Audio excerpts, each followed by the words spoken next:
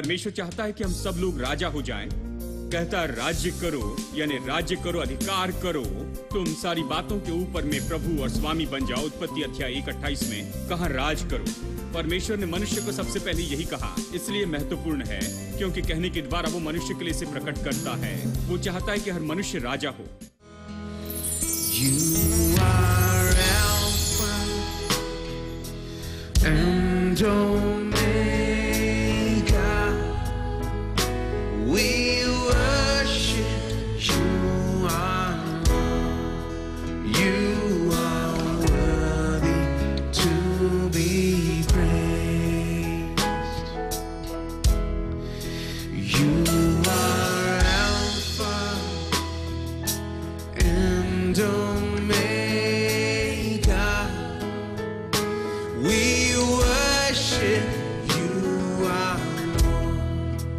You are worthy to be praised. We give you all the glory. We worship you, our Lord. You are worthy to be praised. We give you all the glory. We worship you, our Lord. You are worthy to be praised. Everybody, we give you all the.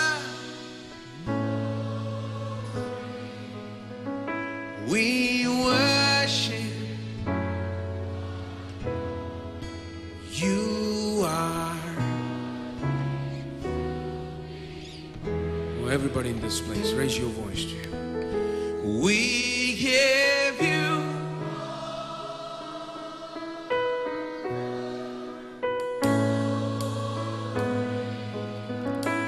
we worship you, our Lord.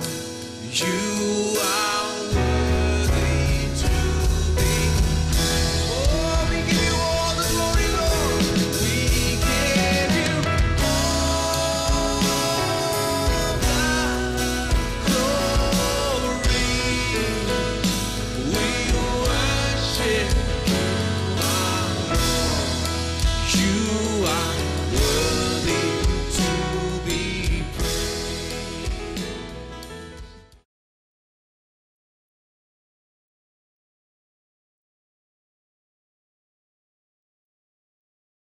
Please मेरे साथ में निकालिए प्रकाशित वाक्य और चलिए पढ़ते हैं वचन 4 से 6।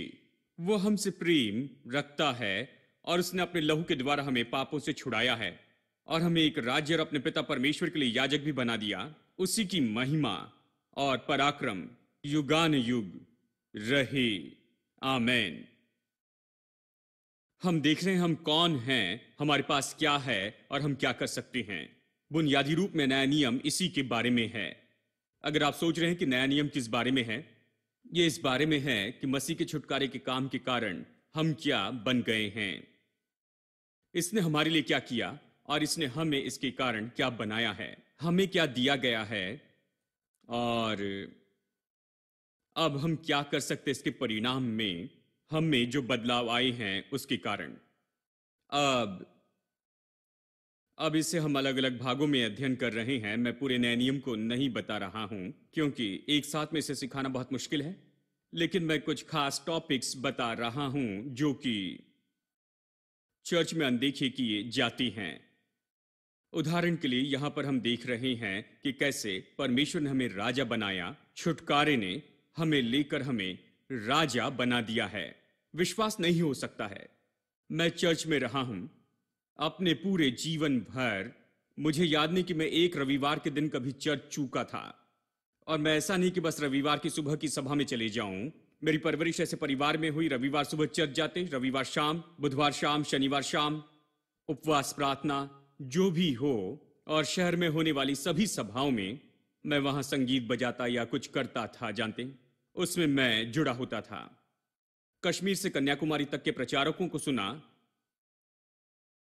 और मैं दोष लगाने के लिए नहीं कहता हूं, क्योंकि दोष लगाना, जानते हैं, ये कुछ नहीं करता। मैंने इसे देखा इसलिए कहता हूं, बहुत अच्छे से मैंने देखा है। इतने साल में मैंने संदेश सुने, हर तरह के संदेश सुने, लेकिन मुझे कभी नहीं बताया कि मैं राजा हूं। किसी ने नहीं बताया कि यीशु मसीह आया है और उसने मेरे लिए कुछ किया और उसने मुझे लिया और मुझे राजा बनाया। किसी ने नहीं बताया। मुझे बताया मैं कुछ नहीं, केवल धूल हूं, बेकार पापी हूं। मैं कुछ नहीं हूं, लेकिन बेकार हूं, गंदा पापी हूं। और जैसे एक कहावत है, गंदा कीड़ा, मतलब बस कीड़ा हूं। हमें यह बताया जाता, अगर एक रविवार को यह नहीं सुने तो बड़े लकी होते, यानी वो बहुत ही अच्छा रविवार रहा है। तो मैंने अपने जीवन में यह हजारों बार सुना है, लेकिन एक बार भी, चलिए मैं आपको अच्छे से बता दूं, मैंने उसे हजारों बार सुना जिस पर बार बार जोर दिया गया, लेकिन एक बार भी किसी ने मुझे नहीं बताया कि मैं राजा हूं। क्या यह अजीब नहीं? लेकिन बाइबल स्पष्ट बताती है कि उसने अपने लहू से ही हमारे पापों को नहीं धोया है, हमसे प्रेम किया और हमें अपने लहू से धो दिया है, लेकिन हमें राजा भी बनाया। छुटकारा यहीं पर नहीं रुकता है, केवल इस पापों की क्षमा से। पापों की क्षमा तो पहला कदम है, ये तो और किसी में अगुवाई करना है, परमेश्वर के मुख्य उद्देश्य में। तो ये शुरू होता है पापों की क्षमा से, जहां पर वो हमसे प्रेम करता है, हम पापी को लेता है, अपने लहू से हमें धोता है, हमें शुद्ध करता है और परमेश्वर के सामने धर्मी बनाता है। लेकिन वो हमें आगे ले जाता है और हमें राजा बनाता है। अब क्यों नया नियम राजा इस शब्द का उपयोग करता है हमारा विवरण देने के लिए? मैं सोचता हूं ये समझना महत्वपूर्ण है। उन दिनों में राजा राज्य किया करते थे, तो राजा क्या होता है लोग इसे अच्छे से समझते थे, इसलिए राजा शब्द उपयोग हुआ। जैसे ही राजा कहते हैं, लोग याद करते राजा का अधिकार, उसकी सामर्थ, उसका धन, उसका औहदा, उसका स्तर। ये सारी बातें उनके मन में आती थी कि राजा कौन है। बाइबल हमारे बारे में राजा शब्द का उपयोग क्यों करती है? छुटकारे के द्वारा, कलवरी के क्रूस के द्वारा जो कुछ भी यीशु ने किया है, हमें ऐसा औहदा और स्तर दिया गया है, सामर्थ और अधिकार और संपत्ति, बयान से बाहर धन दिया। हमें यीशु मसीह के द्वारा कुछ अद्भुत दिया गया है जो उसने कलवरी के क्रूस के द्वारा किया है। वो कलवरी के क्रूस पर बिल्कुल ऐसे ही बेकार में श्राप नहीं बना कि हम जिस दशा में उसी में छोड़ दे। उसे मरने की जरूरत नहीं थी। यदि वो हमारे पापों की क्षमा करता और हमें वैसे ही छोड़ देता, हम जिस दशा में हैं बिल्कुल उसी में। यह हमें भीतर बाहर बदलने के लिए है, यह हमारे जीवन और हमारे अस्तित्व को बदलने के लिए है, हमारे जीवन के हर एक भाग के लिए वो कलवरी के क्रूस के ऊपर में मरा। यह शुरू होता है हमारे पापों से धोने के द्वारा, क्योंकि उसके बिना हम प्रभु के पास नहीं आ सकते, उसकी संतान नहीं बन सकते हैं। इसलिए पापों के शुद्धिकरण से शुरू होता है और हमें प्रभु के सामने धर्मी बनाता है। लेकिन वही खत्म नहीं होता, ये अंत नहीं है। लेकिन अक्सर चर्च ने इसे अंत बना दिया। हम लोगों को केवल आधे रास्ते तक लेकर गए, लेकिन पूरे रास्ते तक नहीं लेकर गए, जहां तक सच्चाई की बात है।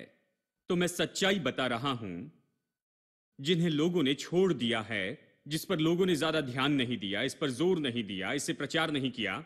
ये ऐसी बातें हैं जिसे मैं जानबूझकर चुन रहा हूं, उदाहरण के लिए मैं छोड़ रहा हूं ये सच्चाई कि हम उसके लहू के द्वारा धोए गए, क्योंकि ये ऐसा है जिसे बार बार प्रचार किया गया, हम इसे जानते हैं। लेकिन ये सच्चाई कि हम राजा हैं, इसे हम नहीं जानते। तो मैं वो बता रहा हूं जो छोड़ दिए गए हैं। अब पिछले कुछ हफ्तों से हम देख रहे हैं राजा का अधिकार। हमने चर्चा की है राजा का अधिकार और सामर्थ पर।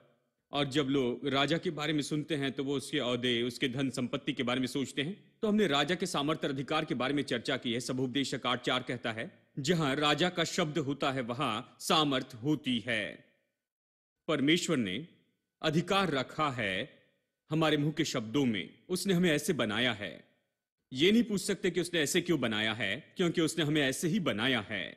मैं नहीं बता सकता क्यों, लेकिन हमारे शरीर के सभी अंगों में से जो हमारे हैं, किसी ने कहा कि वो अद्भुत दिमाग है।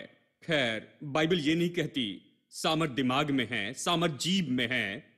जीभ दिमाग पर नियंत्रण करती है, बाइबल यही तो सिखाती है। अगर आप बाइबल में देखें, बाइबल जीभ के बारे में बहुत कुछ सिखाती है, जीभ की सामर्थ्य के बारे में। ठीक है, और हम इसी के बारे में ज्यादा ध्यान नहीं देते। हाँ, मैं लोगों को दूसरी भाषा में कहता हूं, मुंह में रखी या नाक में रखी, जहां भी रखी ढूंढो और वैसे ही करते जाओ। मतलब चाहे कुछ भी हो जाए, चाहे उसने नाक में सामत रखी है, जीभ में रखी है, ढूंढ निकाले कि कहां रखी और वैसे करते जाए। बस ढूंढ निकाले कि कहां है और वैसे ही करते जाए। कुछ लोग नाक की ओर ज्यादा ध्यान देते हैं। मुझे पता है, एक आदमी को रोमन नाक चाहिए थी, तो उसने जाकर सर्जरी करवाई और उसे बहुत अच्छा बनाया, अच्छे आकार में लाया। अभी उसकी रोमी नाक है, जानते हैं। और वो अच्छा दिखना चाहते थे। उन्होंने कहा अगर बस मेरी नाक ठीक हो जाए, वो चपटी नाक के थे, तो मैं ऊंचाई पर पहुंचूंगा, ऐसे उनका विश्वास था। तो उन्होंने नाक का ऑपरेशन करवाया, लेकिन किसी ने भी उनकी नाक की ओर ज्यादा नहीं देखा। किसी ने परवाह नहीं की। ये खुद जाकर बताते थे, मेरी नाक देखो, अभी ये रोमी नाक है। ओह हाँ, अभी ये थोड़ी सी अलग दिखाई दे रही है। इससे उनके करियर में कोई बहुत बड़ा फर्क नहीं आया, जानते। मैंने कहा तुमने अपनी नाक पर जितना समय बिताया उसमें से बस आधा समय बिताते और नाक पर खर्चा किया आधा पैसा बचाते।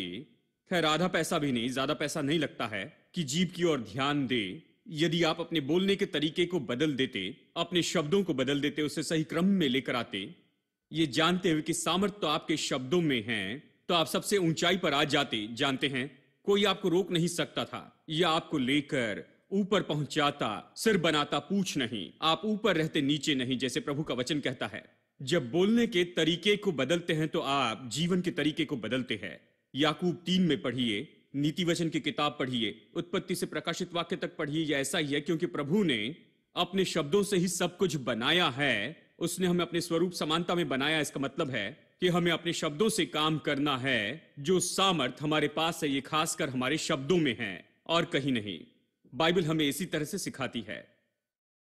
हमने ये देखा है। आज हम किसी और बात को देखना चाहते हैं। राजा का धन, उदाहरण के लिए, क्या आप गरीब राजा से मिले हैं? मुझे नहीं लगता गरीब राजा होता है। आप कहें कि ये राजा है लेकिन इसके पास पैसा नहीं है।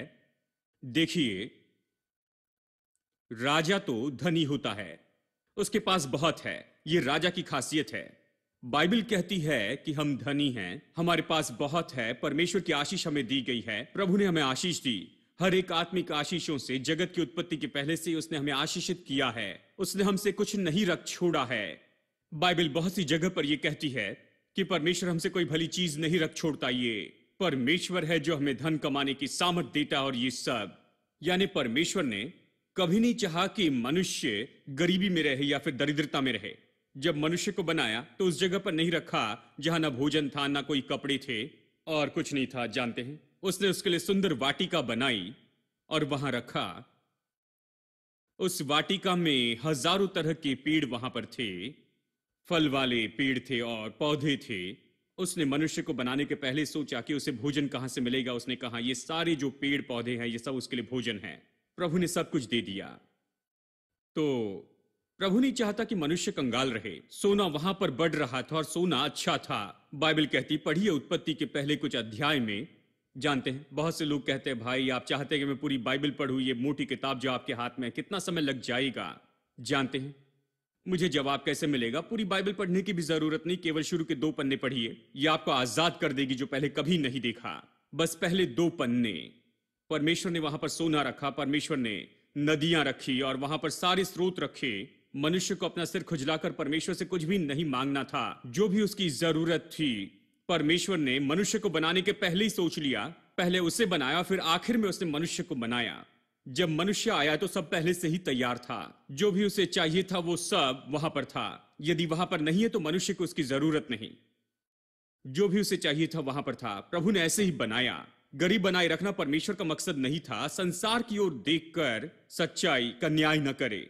यह न सोचे इतने लोग गरीब है तो प्रभु चाहता है गरीब रहे। नहीं नहीं नहीं, बाइबल को देखकर सच्चाई को जाने। बाइबल क्या कहती है, प्रभु का असली मकसद क्या है देखे, असली सृष्टि को देखिए और फिर सच्चाई जाने। परमेश्वर ने संसार को कैसे बनाया? उसने गरीबी नहीं बनाया। परमेश्वर गरीबी नहीं जानता है। वो जिस भवन में रहता है, देखिए वो कहां रहता है। अंतिम 2 अध्याय को आप पढ़िए प्रकाशित वाक्य से, तो आप निश्चित चौंक जाएंगे कि वो किस तरह का परमेश्वर है। उसकी सोने की सड़कें हैं, मोती के फाटक हैं, कंपाउंड वॉल बनी है कीमती पत्थरों से, और ये सब। वो गरीब परमेश्वर नहीं, और वो नहीं चाहता कि उसकी संतान कंगाल रहे। यदि आप उत्पत्ति अध्याय 1 पढ़े और आप अंतिम 2 अध्याय पढ़िए प्रकाशित वाक्य से, तो ये समान दिखेंगे, क्योंकि आखिरी 2 अध्याय परमेश्वर के घर के बारे में है, स्वर्ग, और वो कैसे दिखता है। और पहले 2 अध्याय तो मनुष्य के लिए बनाए घर के बारे में हैं, उसकी संतान। जब आप घर बनाते हैं, आप धनी हैं, आप अपने बच्चे के लिए घर बनाना चाहते हैं, तो आप बड़े बंगले में रहकर सड़क के उस पार अपने बच्चे के लिए झोपड़ी नहीं बनाते हैं।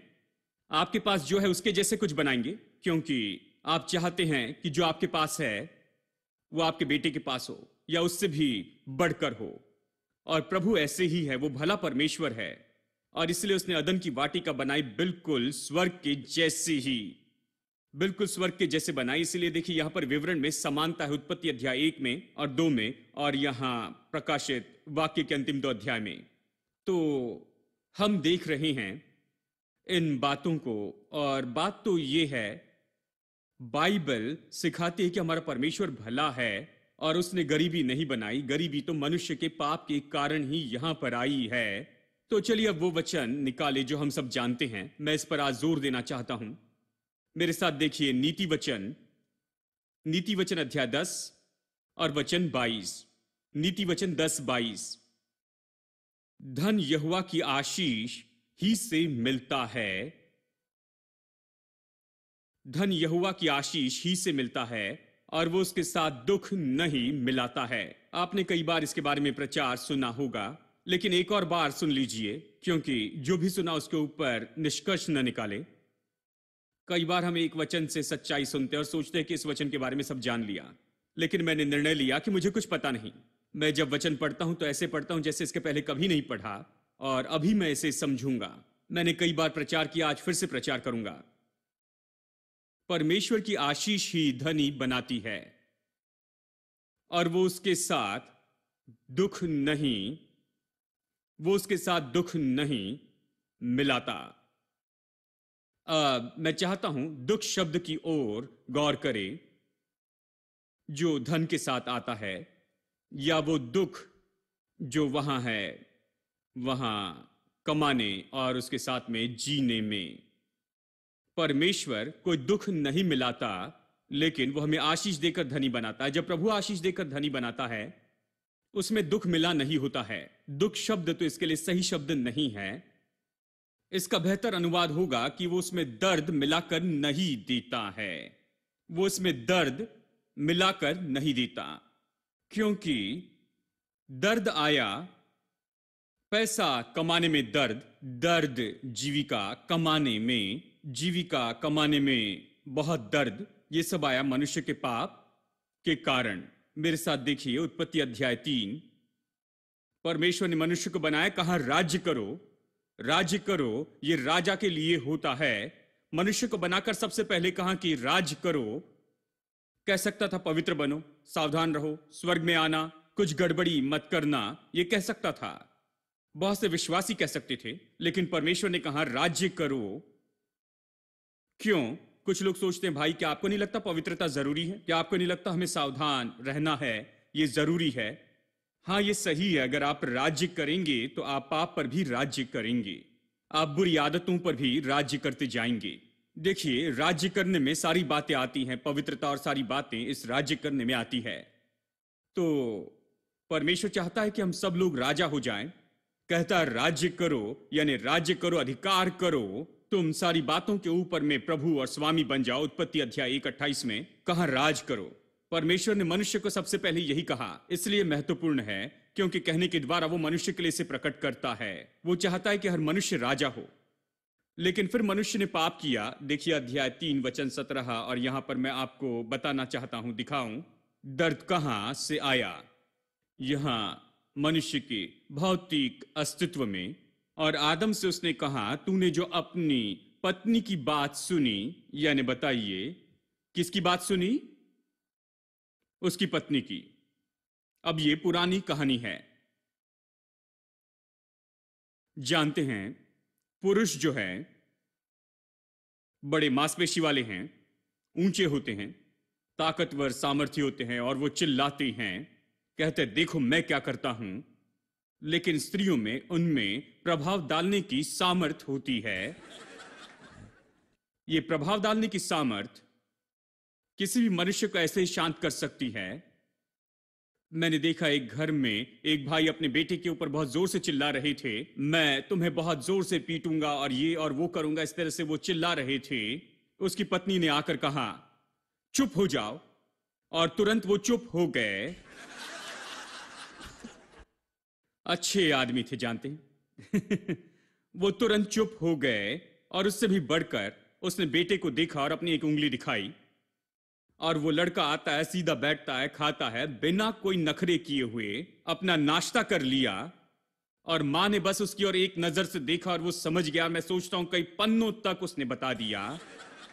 स्त्रियां इतनी सामर्थी हैं, इसे प्रभाव की सामर्थ कहते हैं। सारा ने अपने पति को प्रभु कहा, और बहुत से लोगों को यह पसंद नहीं, बहुत सी बहनों को यह पसंद नहीं। ये क्या है बाइबल में? ये तो स्त्रियों के बिल्कुल विरुद्ध में ऐसा है, ये स्त्रियों के विरुद्ध में। इससे देखो, सारा ने अपने पति को प्रभु कहा, लेकिन सारा को देखी, वही तो मालकिन थी। उसके घर में जो भी उसने कहा वही हुआ। उसने कहा दूसरी स्त्री से संतान होने दो, उसने कहा ठीक है। और फिर जब यह अब्राहम का विचार नहीं था, सारा का विचार था, और उससे बच्चा होने के बाद में उसे वो स्त्री पसंद नहीं आई, और वो हाजिरा से जो संतान हुई उसे पसंद नहीं आई, तो कहे ने निकाल दो। अब्राहम ने कहा यस मैम, और जैसे इसने कहा निकाल दो तो इसने निकाल दिया। जंगल में वहां पर पानी के बिना बिल्कुल मरने पर थे, बस ऐसे निकाला। प्रभाव की सामर्थ। पिछले हफ्ते मैं दूसरे शहर में था, और मैं भारत के बहुत ही सामर्थी परिवार के लोगों से मिला, और मेरी मुलाकात ऐसे ही उनसे हुई, और उन्होंने मुझे अपनी गवाही बताई कि वो कैसे प्रचारक बने। मुझे आश्चर्य हुआ कि ये एक प्रचारक हैं, वो एक बहुत बड़े व्यापारी हैं, लेकिन प्रचारक हैं।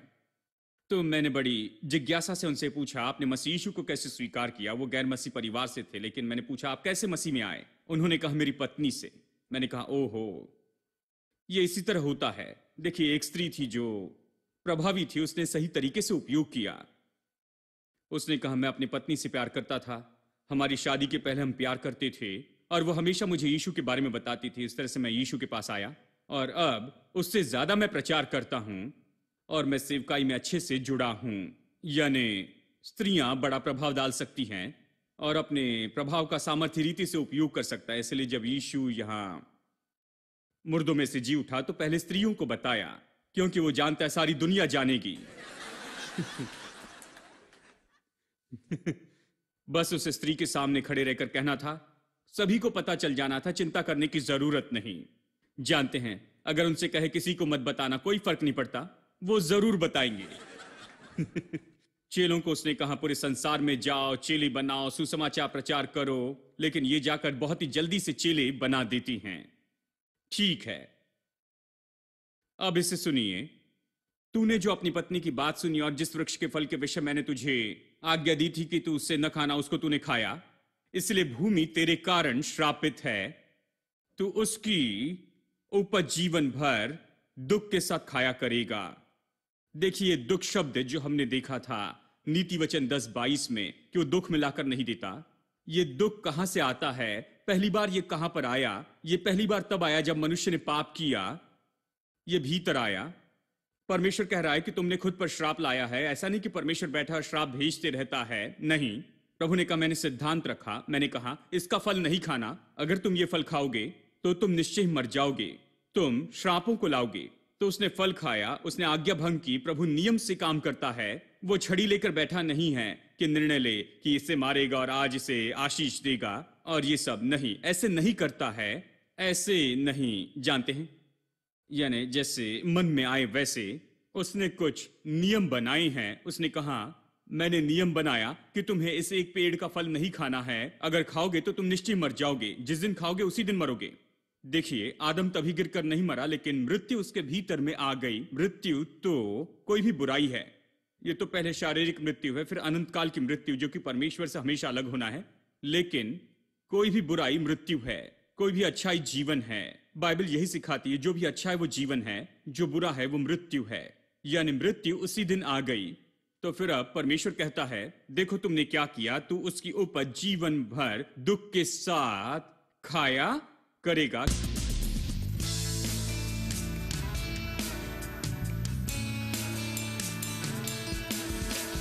There is no rock, there is no God like our God. No other name worthy of all our praise. The rock of salvation that cannot be moved has proven himself to be faithful and true. There is no rock, there is no God like God. There is no rock, there is no rock, there is no God like our God. No other name worthy of all our praise. The rock of salvation cannot be moved. He's proven himself to be faithful and true. There is no rock, there is no God like ours. Rock of ages, rock of ages. Jesus is our rock, rock of ages. Jesus is our rock, rock of ages. Jesus is our rock. There is no rock, there is no God like God.